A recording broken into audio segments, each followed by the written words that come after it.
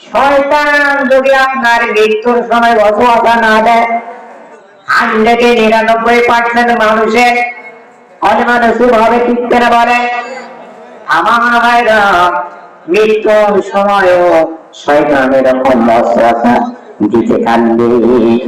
তার মানে যদি আপনি বলেন প্রত্যেকটা ফরজ নামাজের সময় খেয়াল রাখবে, ফরজ নামাজ পড়ে যখন সালাম ফিরবে তখন বলবে, তিনবার এই কথাগুলো বললে আউযু বিল্লাহি অবিমানিল কারীম অবিসুলতানিল কাবীর মিনাশ শাইতানির রাজীম।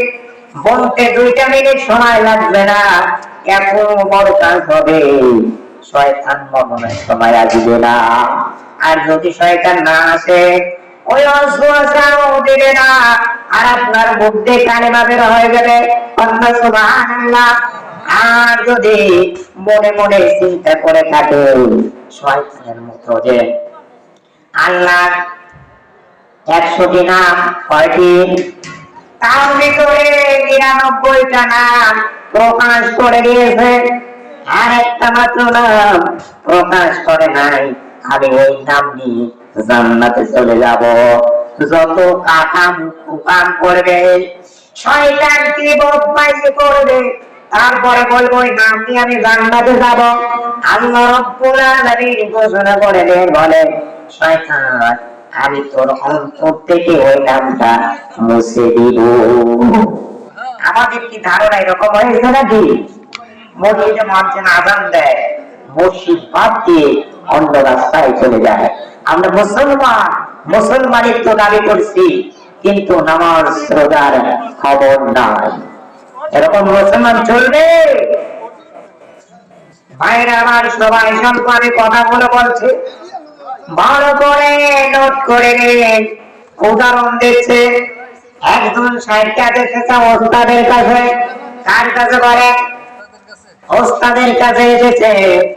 ওস্তাদকে বলছে, ওস্তাদ জি আমাকে বাঘ বানায়া দেন, আমাকে বাঘ বানায়া দেন, আমি একটু বাঘ হব।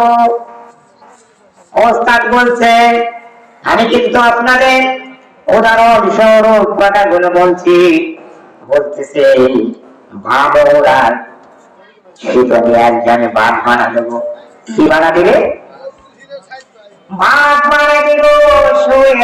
সুতরাং ওস্তাদ জির কাছে চলে গেছে, আসার পরে কান বানাবে, এরকম সুতাদের ঘাও মারে।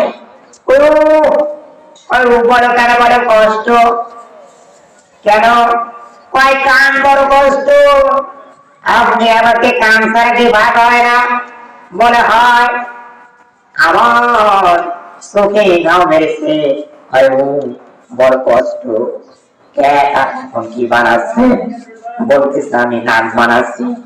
নাক ছাড়া কি ভাগ হয় না?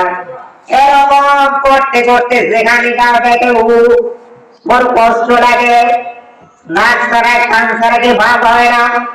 ওস্তাদ ডেকে বলে, আমার আল্লাহ নাক কান গলা সারা বাঘ বানায় না, অতএব আমি তোমাকে কান বাঘ সারা বাঘ বানাতে পারবো না।